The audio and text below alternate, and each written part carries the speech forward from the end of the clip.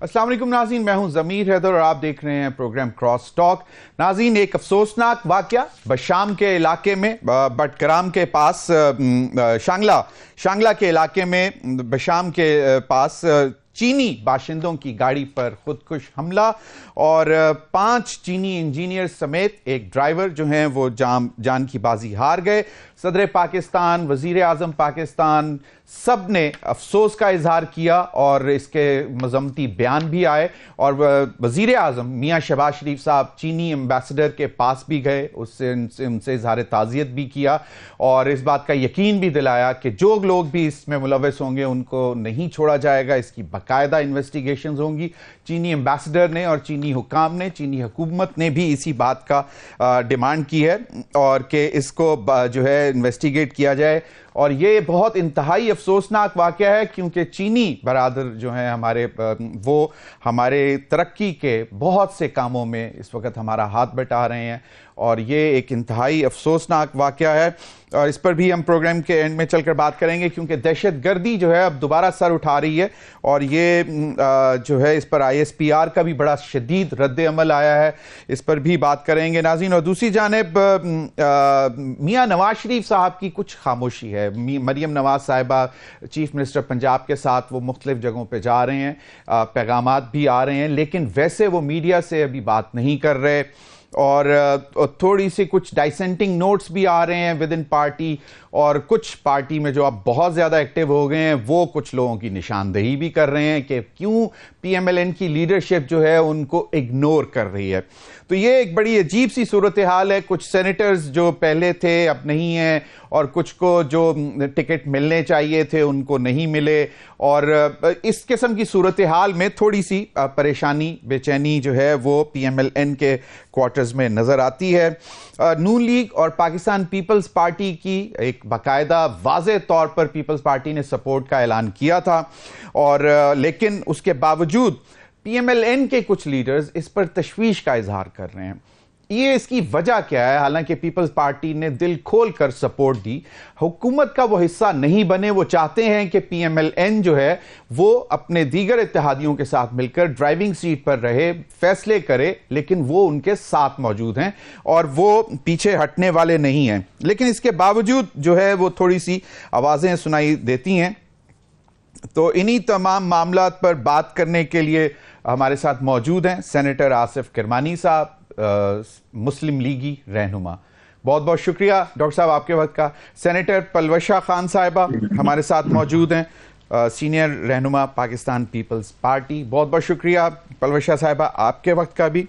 हनीफ अब्बासी साहब की पहले अगर वजीर आजम ने जो आज बात की है, वजीर आजम ने आज एक बात की है जो टैक्स चोरों के हवाले से और फिर कशकोल के हवाले से, मैं चाहूँगा कि वो ज़रा सुन लें और कितना डिफ़िकल्ट होगा इन तमाम जो वो अज़ाइम का इजहार कर रहे हैं उनको अचीव करना। तो कशकोल ना भी लेके जाएं तो अगले कहते हैं कि कशकोल इनके बगल में है। बिल्कुल, इट्स वेरी अनफॉर्चुनेट। ये ताली बजाने का मौका नहीं है, ये मैं समझता हूँ कि अपने गरेबानों में झांकने का मौका है। कर्जों की जिंदगी कब तक गुजारेंगे हम? कर्जों में जिंदगी कब तक गुजारेंगे? किरमानी साहब, यकीनन बहुत डिफिकल्ट टाइम्स हैं और चैलेंजेस बहुत बड़े हैं। वो कहते हैं कि जी हम अगर कशकोल हाथ में लेकर ना भी जाएं तो तब भी लोग, अब ये क्या हमारा कोई टैगलाइन बन गई है, हमारा ट्रेडमार्क बन गया है और इससे किस तरह जान छूटेगी? आपको क्या लगता है? आप माशाल्लाह सीनियर सियासतदान हैं, PMLN की लीडरशिप को आपकी रहनुमाई की भी जरूरत पड़ती रहती होगी, तो क्या सजेस्ट करते हैं कि किस तरह ये कशकोल जो है बगल में भी नजर ना आए? बिस्मिल्लाहिर्रहमानिर्रहीम। शुक्रिया ज़मीर साहब। देखिए, गुजारिश ये है कि जब से मैंने होश संभाला और चीज़ों को समझने की कोशिश की, चाइल्डहुड से ले लें, एडल्टहुड से ले लें, तो एक दो चीज़ें मैंने तवातर से सुनी भी और पढ़ी भी कि जी पाकिस्तान ख़तरे में है, पाकिस्तान अदम इस्तेकाम का शिकार है, पाकिस्तान की मईशत जो है वो किसी वक्त भी खुदा न खास्ता कोलैप्स हो सकती है, डिफॉल्ट है वगैरह वगैरह। अब ये चीज़ें जो सी हैं ये सुन सुनकर लोगों के कान पक चुके हैं। असल चीज़ ये है कि आप ये भी बताइए साथ लोगों को, लीडरशिप का काम है कि किन वजूहात की वजह से आज हम यहाँ पहुंचे। कि एक पाकिस्तान जो 1960s में दूसरों को डोनेशन देता था, आज उसके हाथ में अगर कशकोल पकड़ाया है तो कैसे, किसने पकड़ाया? देखिए ना, प्राइम मिनिस्टर साहब तो खुद ऑन रिकॉर्ड हैं कि देखिए जिस मुल्क में अशराफिया जो है उसको 1500 अरब रुपए की सब्सिडी दी जाती हो, जिसके बाद जिन लोगों के लिए ये मुल्क बना था वो तो आज भी रोटी के लाले पड़े हैं, वो आज भी सुई गैस के बिल महंगे दे रहे हैं, बिजली के बिल दे रहे हैं। दरअसल यहाँ जो पाकिस्तान की कौमी वसाइल है और दौलत है उसकी इंतहाई गैर मुनसिफाना तकसीम हुई है, जिसके नतीजे में अमीर अमीर तर हुआ और गरीब गरीब तर हुआ। मुझे ये बताइए कि जितने आपने आज तक हजार अरब डॉलरों के कर्जे लिए हैं, जिनको उतारने के लिए आप मजीद कर्जे लेते हैं, उससे मुझे एक बताइए कि क्या पाकिस्तान में गुर्बत में कमी आई? क्या सेहत के मामला जो थे उसमें लोगों को सहूलतें मिली? क्या तालीमी मयार लिटरेसी रेट हमारा बढ़ा? क्या अस्पतालों की कंडीशंस ठीक हुई? और वगैरह वगैरह और दीगर चीजें। असल सवाल वज़ीर आज़म साहब ये पूछें और इस सवाल का जवाब तलाश करें कि ये जो आप अरबों खरबों रुपए के कर्जे देते रहे हैं, ये कौन हड़प करता रहा है? ये जाते किधर रहे हैं? ये पाकिस्तान पे चलो 4 सड़कें बना दी, 2 पुल बना दिए, लेकिन इससे क्या हुआ कि ये गरीब पर नहीं लगा, अमीर पर नहीं लगा। आज आपका मिडिल क्लास एजुकेटेड यूथ जो है वो सड़क पे डिग्रियां लेके मारा मारा फिर रहे यार, माँ बाप उनके बूढ़े हो गए। आपके पास उनके लिए क्या रोड मैप है? किसी के पास कोई रोड मैप नहीं है। बाकी गुफ्तगू ठीक है, जितनी मर्जी कर ली जाए, लेकिन असल मैंने जो बात अर्ज की कि जब तक पाकिस्तान को हम जिन्ना साहब के जो उन्होंने बुनियादी 2-3 असूल दे दिए थे, एक उन्होंने कहा था कि इक्वल अपॉर्चुनिटीज। आप अमेरिका में देखिए, दौड़ दौड़ के आप मिसालें देते हैं, अमेरिका की दौड़ दौड़ के आप मिसालें यूके की, यूरोप की देते हैं। वहाँ इक्वल अपॉर्चुनिटीज हैं तमाम लोगों को, ऑल सिटीजन आर इक्वल। फिर उसके बाद जो डिस्ट्रीब्यूशन ऑफ वेल्थ है, और 19-20 का फर्क तो चल जाता है। यहाँ एक तरफ की जेब में 19 आने हैं, दूसरे की जेब में 19 अरब रुपए हैं, ये कैसे चलेगा? ये कैसे तो मैं ये कह रहा हूं कि ये जो सिस्टम है, ये सिस्टम एक्चुअली फ्लॉप हो चुका है, ये सिस्टम डिलीवर नहीं कर पाया, और ये सिस्टम जो सा है ये ईंटों पर खड़ा है, और इसी सिस्टम ने इस मुल्क को भी ईंटों पर लाकर खड़ा किया है। सियासी लीडरशिप जो होती है, जो सियासी क़यादत होती है, वो इन्हीं हालात में से, मिसाल के तौर पर सेकेंड वर्ल्ड वॉर में क्यों चर्चिल को वो विंस्टन चर्चिल को लेके आए? उन्होंने कहा he is the man who can face the aggressor. उसने आके फिर अपनी कौम को एक हौसला दिया। लंदन क्या था? आग और फ्यूम्स का शहर। तो कहने का मतलब ये लीडरशिप है। लीडरशिप का ये काम नहीं है कि वो बयानात दे, प्रेस कॉन्फ्रेंसें करे या गिले शिकवे करे, वो अमल करके दिखाए और बताए कि कैसे इस मुल्क को इस तकलीफ, इन मुसीबतों से, इन क्राइसिस से बाहर निकालें। वेरी राइट आसिफ किरमानी साहब, बिल्कुल सही फरमाया। Leaders are the one who actually make and break the countries, no doubt about that. Palwasha Khan साहब, अब मियां शहबाज शरीफ साहब ने, वजीर आजम ने एक और बात भी की थी। उन्होंने कहा था उस इंडस्ट्री को ताला लगा दो जो डिफॉल्ट कर रहे हैं, जो टैक्स डिफॉल्ट कर रहे हैं, जो यूटिलिटी बिल्स के ऊपर डिफॉल्ट कर रहे हैं। लेकिन इस मुल्क में हालात ऐसे बन चुके हुए हैं, अगर वो कमा नहीं पा रहा, अगर वो कुछ बना नहीं पा रहा, और वो टैक्स कहां से दे? और फिर आपको मालूम है जो हमारा निजाम है, जहां पे कोहर्जन बहुत है, जहां पे डायरेक्ट जो टैक्स वसूल करने वाले का जो डायरेक्ट कांटेक्ट है टैक्स देने वाले के साथ, वहां पे वो जो है मामला तय करके, तो वो मामला भी अपनी जगह हैं। लेकिन आप आज वजीर आजम के इस बयान को कैसे देखते हैं कि भाई कर्जों में जिंदगी कब तक गुजारेंगे? आप लोग पिछले 16 महीने इनके साथ थे, आप लोगों ने उस वक्त भी बहुत कोशिश की। बिलावल भुट्टो जरदारी साहब ने इंटरनेशनल फोरम्स पे जाके, बीइंग ए फॉरेन मिनिस्टर, उन्होंने बहुत गुडविल बनाने की कोशिश की। अब अगर आज फिर वो ये समझ रहे हैं मियां शहबाज शरीफ के अगर हमारे हाथ में कशकोल नहीं भी है तब भी लोग समझते हैं कि कहीं बगल में छुपाया हुआ है, तो आप क्या पीपल्स पार्टी किस तरह उनको सपोर्ट करेगी ताकि वो इन चैलेंजेस से निपट सकें? बहुत शुक्रिया। देखिए समीर साहब, बात यह है कि एक तो होता है कश्ती का कप्तान, कैप्टन ऑफ द शिप। वो जो होता है वो कश्ती को जो है वो तूफानों से भी निकालता है, और कश्ती को बाहिफाजत जो है किनारे लगाने का जिम्मा उस शख्स का होता है जो कप्तान बनता है। और फिर जाहिर है उनके साथ उनके और लोग भी होते हैं उनकी मदद करने को तैयार, लेकिन बहरहाल सबसे जो बड़ी जिम्मेदारी उसी की होती है।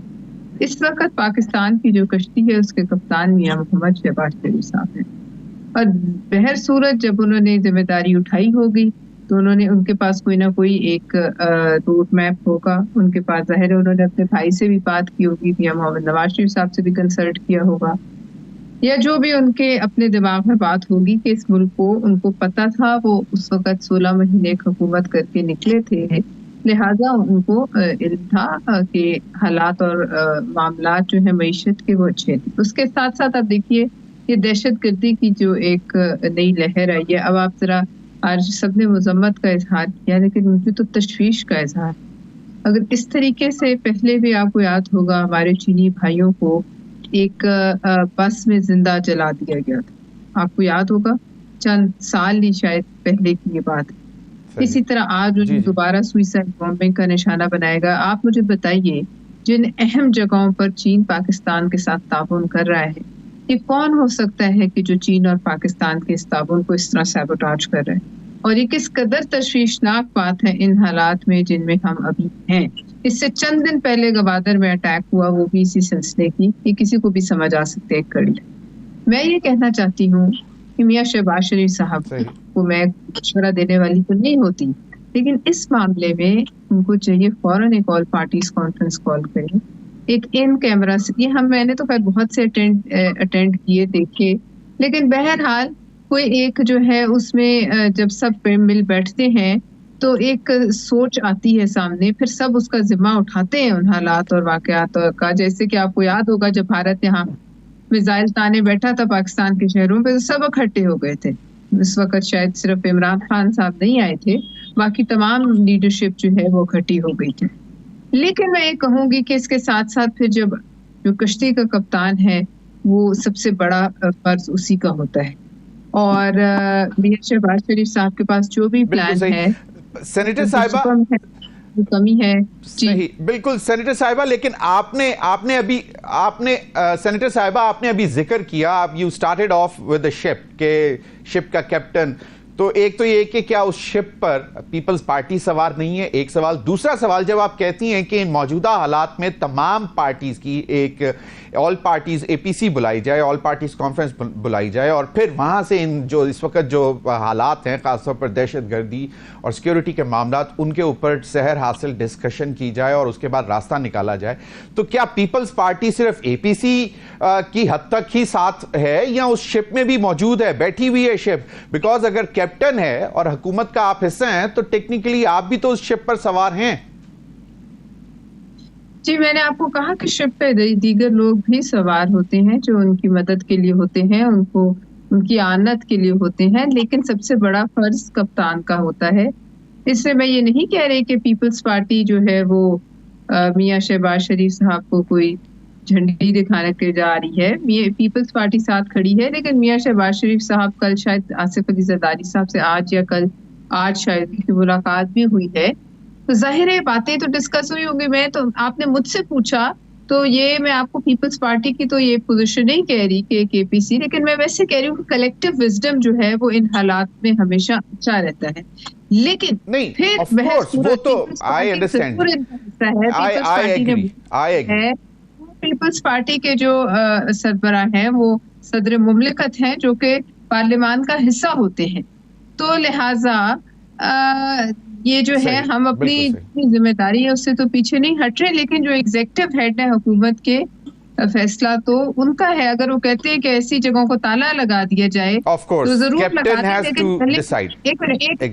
मैं जरा कह दूं आखिरी बात कि उन लोगों के उनके मालिकान को बुला के तो पूछें कि आपकी जो ऑपरेटिंग कॉस्ट है वो पूरी हो रही है क्या, आप किस वजह से बिजली, और अगर आज हम पे ये जो लाख 1.5 लाख के बिल गिर रहे हैं सर पे आके लोगों के बमों की सूरत में IMF के कहने पे, तो अगर कोई ना दे सके तो क्या वो मुजरिम है इस हालत में जब उसका 1 रुपया भी जो है वो आमदनी ना बढ़े।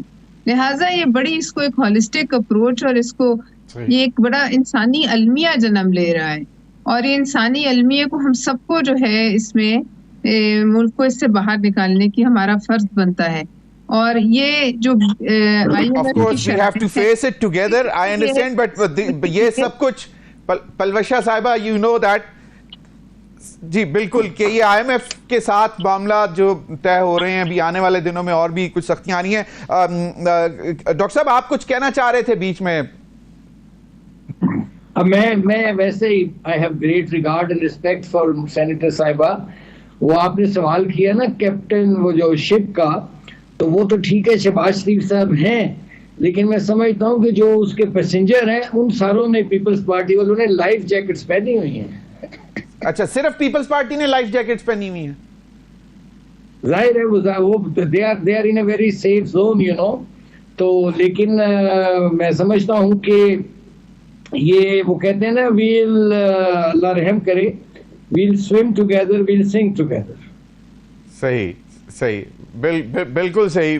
लेकिन डॉक्टर साहब कुछ मामला PMLN के अंदर भी बड़े अजीब से हो रहे हैं। सेनेटर हनीफ अब्बासी साहब बड़े अरसे बाद दोबारा पार्लियामेंट में आके बैठे हैं, उन्होंने कुछ बातें की हैं। जी डॉक्टर साहब, ये बड़ी अजीब दिलचस्प सूरत हाल है। बहुत सारे गुजारिश ये है सर कि मैं ऐसे लोगों की किसी बात पर कोई कमेंट नहीं करता होता जिनको मैं मिस्टर नोबडीज कहता हूँ।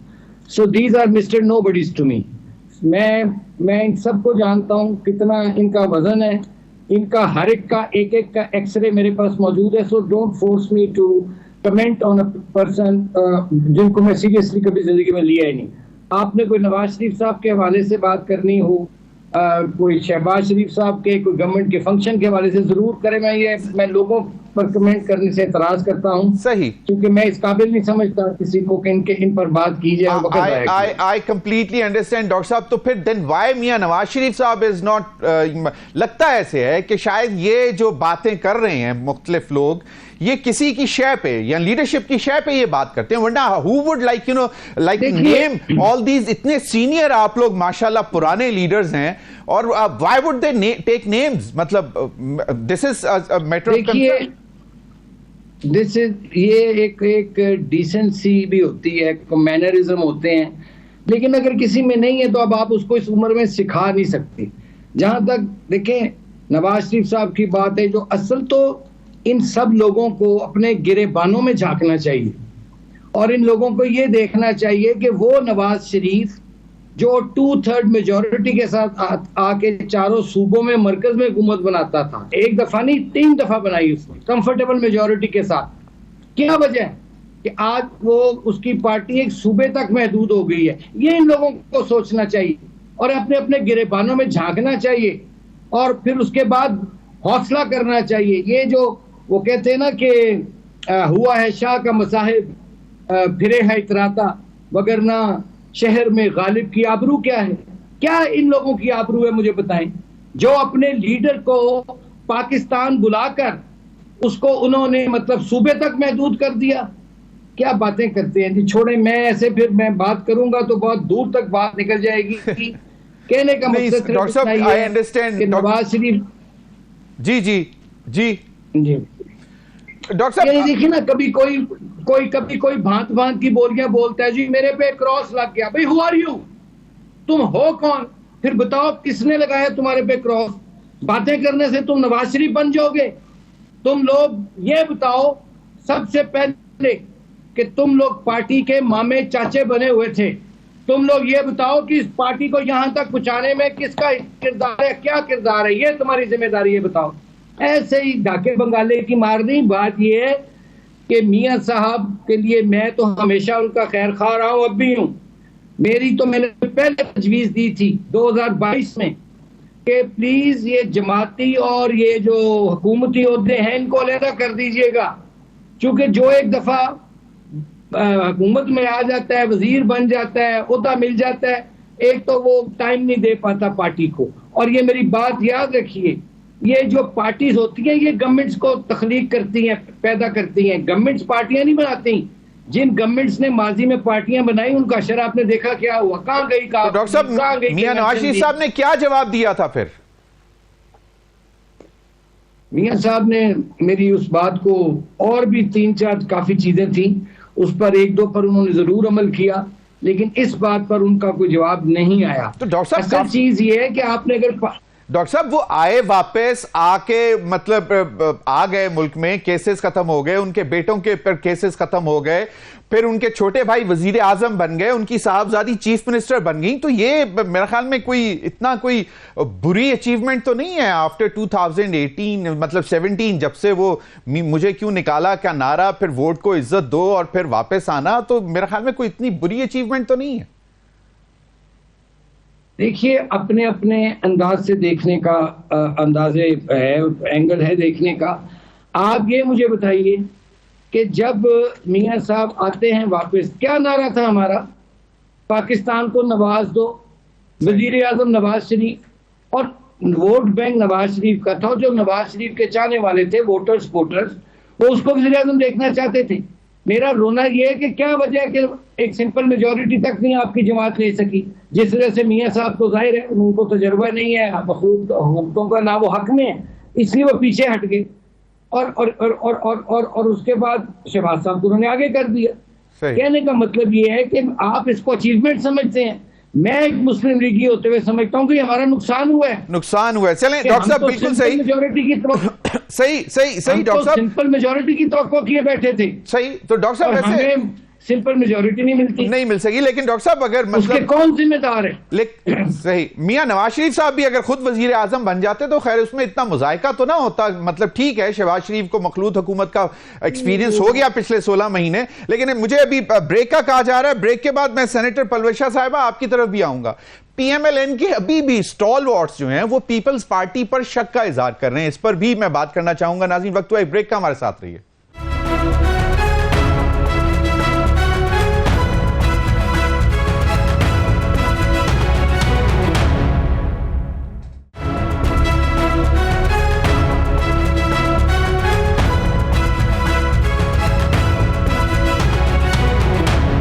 Welcome back. Senator Palwasha Khan साहिबा, राना सनाउल्लाह साहब ने गुज़िश्ता रोज एक निजी टीवी पर बात की और उन्होंने फिर पीपल्स पार्टी के ऊपर डाउट्स कास्ट करने की कोशिश की है। पलवशा खान साहिबा, अगर आप कमेंट करना चाहें, पिछले जो हम डिस्कस कर रहे थे ब्रेक पर जाने से पहले कि विद इन पीएमएलएन जो सूरत हाल है, जिस पर सेनेटर किरमानी साहब ने भी एक बड़ा दिल खोलकर तबसरा दिया, अगर आप उस पर भी कमेंट करना चाहें। और दूसरा, राना सनाउल्लाह साहब का ख्याल है कि आप सब लोग क्रेडिट लेना चाहेंगे, अगर कहीं पे कोई डेबिट हो रहा है तो उसका हिस्सा नहीं बनेंगे। उन्होंने कहा कि रवैया शुरू से ही कुछ ऐसा शुरू कर दिया है। इरसा के चेयरमैन का उन्होंने जिक्र किया कि वो पीपल्स पार्टी ने उस पर अपना जोर डाला है। देखिए, बात यह है कि मुझे इल्म नहीं कि नून लीग के अपने अंदर क्या चल रहा है, लेकिन इस किस्म की बातें जब इस किस्म की लीडर्स करते हैं इस लेवल के, तो इसके पीछे जो है वो किसी की जो है ना उश्कल होती है, जैसे कहते हैं। इस तरीके से जो है बात करना इस मौके पर, अब इसको क्या समझा जाए? बात यह है कि इरसा एक कानून के तहत जो है, आइन के तहत चेयरमैन आता है, वो सब सूबों की रजामंदी होती है। लेकिन अगर वो ये कहते हैं कि डेबिट है, क्रेडिट है, तो फिर राना साहब को वो वक्त याद कर लेना चाहिए जब आज से जो है ये जिस वक्त इमरान खान साहब हुकूमत में थे, उस वक्त तो सदर आसिफ जरदारी थे जिन्होंने उस वक्त की मुस्लिम लीग नून में जो है उस वक्त तो तकरीबन वेंटिलेटर पे थी, उसमें जान डाली और ये सारी जो तहरीक थी ये कामयाब हुई और जो है वोट ऑफ नो कॉन्फिडेंस कामयाब हुआ। और सब तो उनको नहीं समझ आई कि क्रेडिट कौन लेना चाहता है, डेबिट कौन लेना चाहता है। लेकिन मैं एक बात जरूर कहूँ, आज भी हमें निकाल के देख लें, पीपल्स पार्टी को अपनी हुकूमत से जिस दिन निकाल के देखेंगे सिर्फ खसारा बचेगा। और वो खसारा पैदा करने के लिए इनकी अपनी जमात के अंदर से किरमानी साहब की से माफी के साथ इस कदर एजेंडा लगता है मुझे दूर से देखते हुए कि इनकी अपनी जमात के अंदर मुख्तलिफ लोगों के मुख्तलिफ एजेंडा से, इनकी अपनी जमात के अंदर ऐसे लोग मौजूद हैं जो शायद नहीं चाहते कि वो हुकूमत चले, या शहबाज शरीफ साहब जो हैं वो कोई किसी सूरत जो है वो कामयाब होते दिखाई दें। लिहाजा ये बड़ा अच्छा ऐसा फैसला था इस माहौल में कि पीपल्स पार्टी ने जो है वो इस हुकूमत में काबीना का हिस्सा बनने का जो फैसला नहीं किया, बहुत अच्छा फैसला है। क्योंकि इनके जो है देख लीजिए, राना सनाउल्लाह साहब कोई आम जो है उनके कल के आए बने हुए लीडर तो नहीं है। वो ऐसी बात करने से 100 दफा, और ना मियां जावेद लतीफ साहब और ना कोई इस लेवल का आदमी। 100 दफा बंदा, मैं आपसे बात कर रही हूँ, मैं 100 दफा सोच के हर जुमला आपको कह रही हूँ, क्योंकि मुझे पता है मैं अपनी पार्टी की नुमाइंदगी कर रही हूँ। जो कुछ मैं कहूंगी I will be held responsible for that. तो लिहाजा मैं ये कैसे समझ लूँ कि राना सनाउल्लाह साहब जो हैं इसके जवाब में हमारी पार्टी की तरफ से भी आज कोई रिएक्शन आया है, तो क्या ये आपको ऐसी रविश नजर आती है कि इन मुश्किल हालात में जो है वो, वैसे तो अब सोलो पे ही है, अपनी उनकी काबीना है, उन्हें किस बात का मसला है? सिर्फ नंबर्स का मसला है, उन्हें खदशा रहता है, शक रहता है, तो फिर शक का तो मेरे पास कोई इलाज नहीं है। अभी आपने इशारतन बताया कि जिस तरह बेल आउट दिया पीएमएलएन को और 16 महीने आप लोग हुकूमत का भी हिस्सा रहे, उस पे भी राना सनाउल्लाह साहब कहते हैं कि जिस पे गुजरी उन्हीं को पता है। वो कहते हैं हमें पता है कि किस तरह हमने गुजारा किया आप लोगों के साथ। तो मतलब वो तो हालांकि उस वक्त तो आप लोग हुकूमत का हिस्सा थे, तो ना गुजारते ना जी, नहीं अच्छा लग रहा था तो ना गुजारते, उस वक्त कह देते राना साहब। उस वक्त नहीं कहा, उस वक्त तो वो जो है इंटीरियर मिनिस्टर थे पूरा 16 माह। आज उन्हें क्यों याद आ रहा है? उस वक्त तो रिजाइन कर जाते हैं, कहते हैं कि मेरे इस्तीफा लें, नहीं चला जाता मुझसे इनके साथ, या वो जाते अपनी लीडरशिप से बात करते। ये क्या फजूल बातें हैं कि वक्त आए तो हलवा खा लो और बाद में फिर उल्टियां करते फिरो, ये क्या बात है? हलवा खाया तो हजम करो। ये क्या, ये जो है उस वक्त का किया हुआ हलाल है, वही काम आज किया हुआ हराम है, ये सब बातें। मैं और कुछ कहना नहीं चाहती, मुझे मेरी लीडरशिप की तरफ से अभी तक तो हमें यही नजर आता है कि हम साथ चलना चाहते हैं, लेकिन मैं जाती तौर पे कहलाने से की जाती हैं, ऐसे नहीं होती। एग्जैक्टली ये कोई ना कोई है, इनको देखना चाहिए मियां साहब को। बिल्कुल सही फरमाया, अपनी जमात के अंदर बिल्कुल वो सेनेटर साहिबा यकीनन ब्रेक कराना चाहिए, कीड़ों वाला। सही, देखिए कि घुन कहाँ लगा है। बिल्कुल डॉक्टर साहब आप कैसा, सही डॉक्टर साहब देखें, अब चलें जो भी है, मियां नवाज शरीफ साहब अगर ड्राइविंग सीट में नहीं है, आपको मतलब तशवीश है कि पार्टी जो है बिल्कुल सिंपल मेजॉरिटी भी क्यों नहीं ले सकी सिंगल हैंडेडली, और क्यों जो 2/3 पे भी नहीं आए और पहले कामयाबियां लेते रहे। अब चलें उन चीजों को जरा थोड़ा सा अगर पीछे रख के, आप इस किस्म की स्टेटमेंट्स जो मतलब राना सनाउल्लाह साहब दे रहे हैं, तो आप इन हालात में क्या मशवरा देते हैं? चलें जो भी है, अब मुल्क की बेहतरी के लिए अगर पीपल्स पार्टी साथ है, उन्होंने आपकी हुकूमत बनवा दी है, तो why to cast doubts on them? ये इसका जवाब तो राना सनाउल्लाह साहब इससे देना चाहिए, लेकिन मैं ये समझता हूं कि अगर पीपल्स पार्टी पीएमएलएन को सपोर्ट ना करती तो जाहिर है इस वक्त ये कोलिशन गवर्नमेंट ना बन सकती। इसलिए मैं तो ज़ाती तौर पर ना मैं तो बेनिफिशियरी नहीं हूँ, ना मैं बनना चाहता हूँ, लेकिन जाहिर है इसमें पीपल्स पार्टी का एक बहुत बड़ा सपोर्टिव रोल है। लेकिन मैं यहाँ एक बात साथ आपको कह दूँ कि ये हुकूमत जो है इसकी जान एक तोते में है, मैंने पहले भी शायद बात की थी कि नहीं, और उस तोते का नाम पीपल्स पार्टी है। जब तक पीपल्स पार्टी की सपोर्ट पीएमएलएन की इस गवर्नमेंट को रहेगी और रहनी चाहिए, मैं समझता हूँ कि मामलात को आगे लेके बढ़ना चाहिए और जो इस मुल्क के रियल इश्यूज हैं उस पर बात करनी चाहिए। ये जिस तरह की इल्जामात की सियासत और एक दूसरे के गिरेबानों तक पहुंचने की सियासत, ये किरदार कुशी की सियासत, ये फिर नेवर एंडिंग है। इसलिए मेरी अपनी भी जमात के जो लोग हैं, नादान दोस्त जिन्हें मैं कहता हूँ, और मेरी पीपल्स पार्टी वालों से भी गुजारिश होगी कि पाकिस्तान जिस स्टेज पर आया हुआ है, ये कोई सिंगल पार्टी इसको इस क्राइसिस से नहीं निकाल सकती।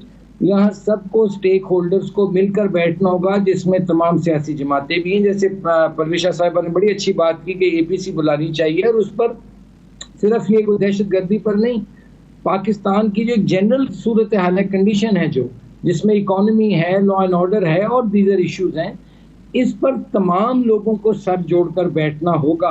अगर किसी को मेरी शक्ल ना पसंद है या मुझे किसी की शक्ल नहीं पसंद है, इन चीज़ों को ज़रा वक्ती तौर पे छोड़ दें, इससे कुछ हासिल नहीं होगा।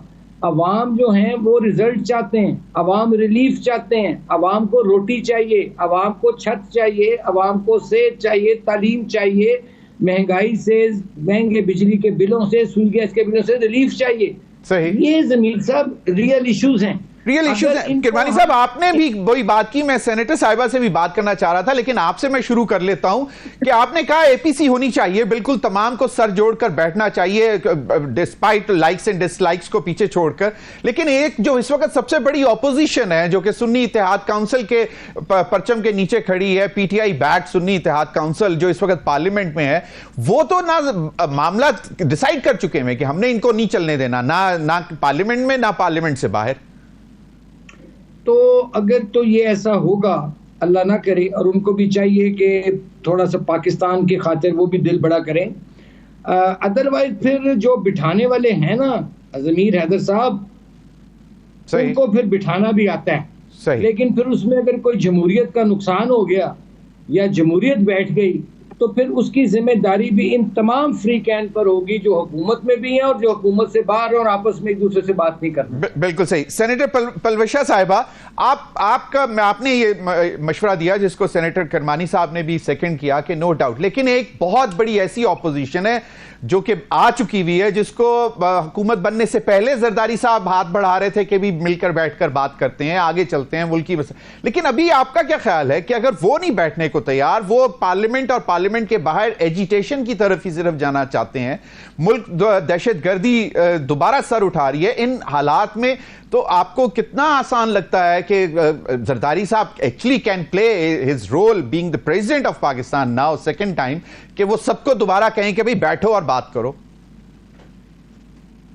देखिए, जरदारी साहब को रोल प्ले करने के लिए मेरे ख्याल में इस ओहदे की जरूरत नहीं थी। रोल वो बाहर रहकर भी इससे ज्यादा मौसर प्ले कर रहे थे। बात ये नहीं है, बात ये है कि देखिए, उनसे मैं अब आपको ये कहूँ कि वो बैठ जाएंगे, एक्सपेक्टेशन ये बड़ी है, लेकिन उनसे कोई चैनल खोला तो जा सकता है बातचीत का कि भाई मुल्क का मामला है। अगर वो फिर भी ना आना चाहें तो जो आना चाह रहे हैं उनको तो बैठाएं, जितने सर जुड़े उनको जोड़ लें, जो नहीं जुड़ना चाहते उनको फिर हम जबरदस्ती तो नहीं कर सकते कि वो आके बैठें। लेकिन इन हालात में जो हालात बन गए हैं, आप जरूर ताले लगाएं लेकिन ताले आखिर जब खोलने जाएंगे किसी दिन, तो क्या वो ताले खोलकर दोबारा से वहां से शुरू करना इतना आसान होगा?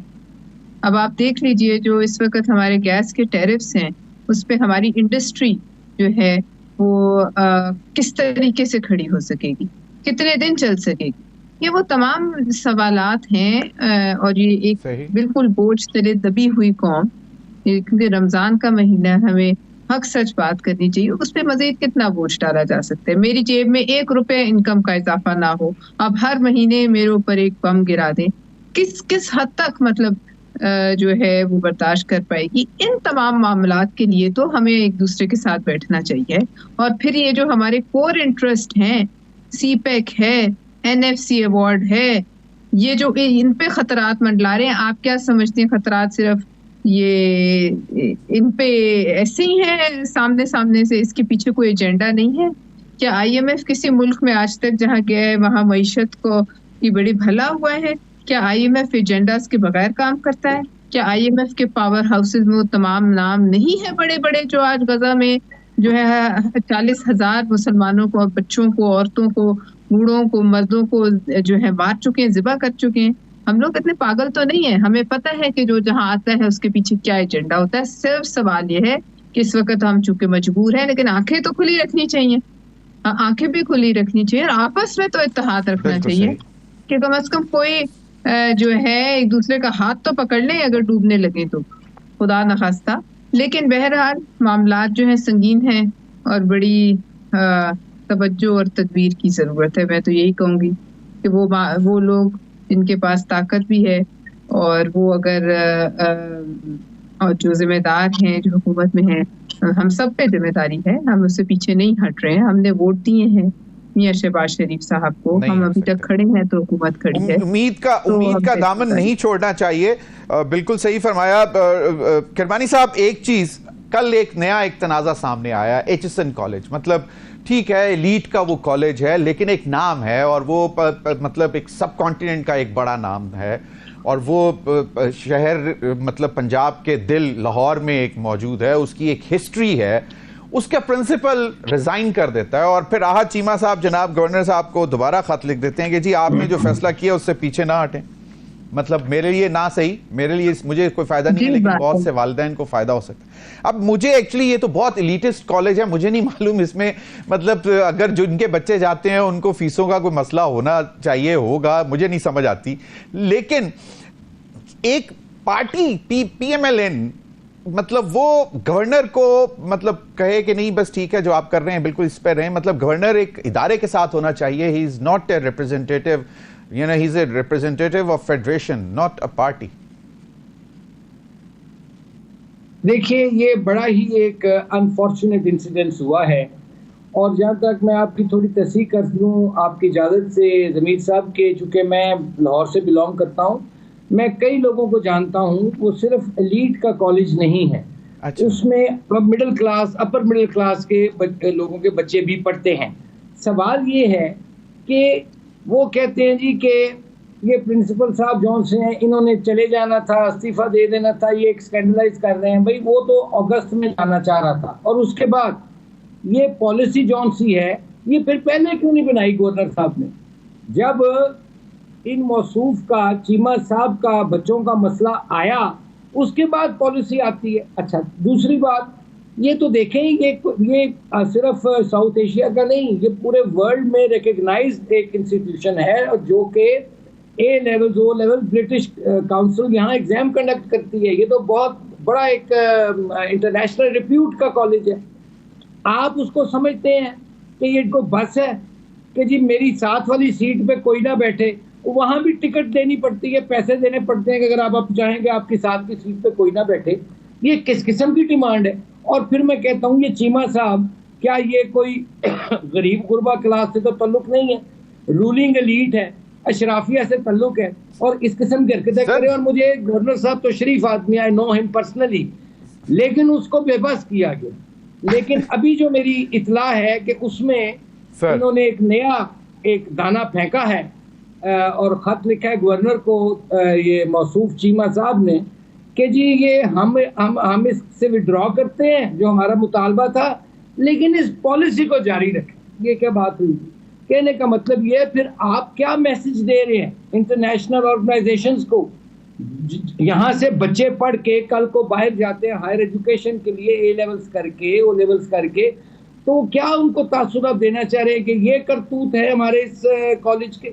यानी कोई तो इदारा, खुदा के वास्ते कोई तो तालीमी इदारा इस मुल्क में इस काबिल रहने दो कि कम से कम जिसकी डिग्री की लोग बार इज्जत करते हैं। सर, प्राइम मिनिस्टर शहबाज शरीफ जब चीफ मिनिस्टर थे तब भी आज चीमा साहब उनके ब्लू आइट ब्यूरोक्रेट थे और अभी भी हैं ब्लू आइट, तो वो जाहिर बात है फिर। लेकिन ये चलें, बाहर चीमा साहब ने कह दिया कि जनाब अगर जमीर साहब फिर कोई ब्लू आइट है तो फिर पाकिस्तान उसके नाम लिखते हैं, फिर चलें बिस्मिल्लाह करें, फिर ये कर लीजिए। यानी कोई तरीका है? यानी आप मतलब कानून को इस तरह मरोड़ तरोड़ कर अपनी फेवर में यूज करते हैं। You are already a privileged class. True, सही। मैं तो कहता हूं आप रोटी का लोगों का बंदोबस्त करें। आप लोगों को रिलीफ तो देने को तैयार नहीं है, बिजली के बिलों में, सुई गैस के बिलों में, महंगाई कम करने को, और यहाँ फीसें माफ कराने का तो फीसें माफ कराने का बिल्कुल सही, बिल्कुल सही। What is this happening in the कायदे आज़म पाकिस्तान? नहीं, आई अंडरस्टैंड, बिल्कुल बिल्कुल। पलवशा, क्वेश्चन मेरा ये दर्द है कि अगर नहीं आप कर सकते, अगर ये एलीट के लिए रखना है, एक पॉलिटिकल एलीट के लिए, तो फिर हम लोगों को टिकटें कटा दे, इतनी मेहरबानी, हम लोग कहीं चले जाते हैं कहीं और। सर कौन, हमें कोई लेता भी नहीं, हमें कौन लेता है? 2% 2% सर, इसके नाम कर दो पाकिस्तान, जान छूटे यार। सर पलवशा आपने सुना, मतलब डॉक्टर आसिफ किरमानी साहब मतलब जज्बाती लेवल तक चले गए कि अगर हमारे मसाइल यही हैं, अगर आवाम की तरफ नहीं देखना, आप फीसें माफ करवाने पे रहेंगे तो। और वैसे जराए से चल रहा है कि प्रिंसिपल साहब ने, HSN ने, उन्होंने शायद जराए के हवाले से चल रहा है कि वो शायद इस्तीफा वापस लेने के लिए मान गए हैं, तैयार हो गए। So your 2 cents in this issue, Palwasha. देखिए, इससे इतना एक एम्बैरसिंग इशू है, मुझे समझ नहीं आई कि क्यों इसकी जरूरत पेश आई। मतलब जहां सब कुछ ज़ाहिर है, कहते हैं rot starts from the head. बहरहाल ये एक ना होता एपिसोड तो बहुत बेहतर था, लेकिन अब ये तो एक आपके सामने आया, पता नहीं इस तरह की कितनी जगहें हैं जहां इस तरह के मामलात और वाक़यात होते हैं जो हमारी और आपकी नज़र में नहीं है इस वक्त। लेकिन मैं ये ज़रूर कहूँगी कि जब तक हर पाकिस्तानी को इक्वल अपॉर्चुनिटी, ना सिर्फ नौकरी, ना सिर्फ इनकम, ना सिर्फ ऊपर जो है बढ़ने तरक्की, बल्कि इन ईवानों में इक़्तिदार के और इन ईवानों के में आला तरीन उहदों के लिए एक आम पाकिस्तानी को जब तक राह हमवार नहीं होगी तब तक जो है ये मामलात ऐसे ही रहेंगे। और आम पाकिस्तानी के यहाँ आने के लिए अब इस वक्त आज के हालात में जो पैसे दरकार हैं एक इलेक्शन लड़ने के लिए, वो कोई बंदा जो है कम से कम मैं तो सोच भी नहीं सकती कि मदद के बगैर जो है इलेक्शन लड़ा जाए। कोई Pakistani very right, Parvasha, for any successful democracy, very rightly you have pointed out कि for any successful democracy आपको middle class representation चाहिए ताकि वो middle class लोग जो हैं वो वहाँ जाकर बैठें और फिर उनको एहसास होगा कि आवाम का क्या है। No doubt about that. आप दोनों हज़रात का बहुत बहुत शुक्रिया। नाज़रीन, वक्त हुआ एक ब्रेक का। ब्रेक के बाद हम हाजिर होंगे तो हमारे साथ होंगे ब्रिगेडियर रिटायर्ड हारिस नवाज साहब, और जो इस वक्त दहशतगर्दी जो सर दोबारा उठा रही है उस पर भी बात करेंगे, बशाम के वाक़े पर भी बात करेंगे और जो चैलेंजेस हैं इसके हवाले से। Stay with us.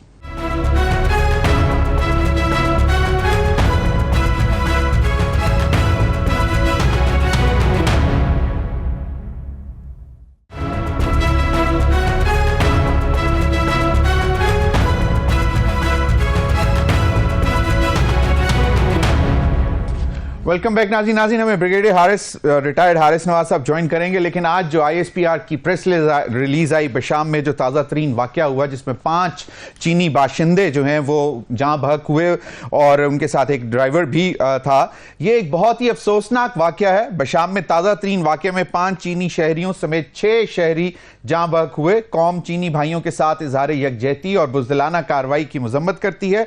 Gwadar, Turbat और बशाम में बुज़दिलाना कार्रवाइयाँ सूरत हाल गैर मुस्तहकम करने की कोशिश है।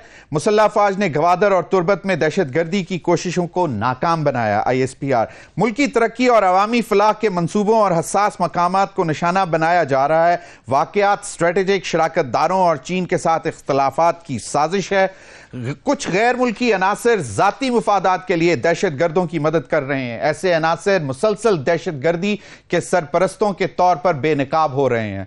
मासूम शहरियों, गैर मुल्कियों और मुसल्लह अफवाज के खिलाफ तशद्दुद की घिनौनी कार्रवाइयां की जा रही हैं। कौम और सिक्योरिटी फोर्सेस का दहशतगर्दी की लानत को जड़ से उखाड़ फेंकने का अज़म मजीद पुख्ता है।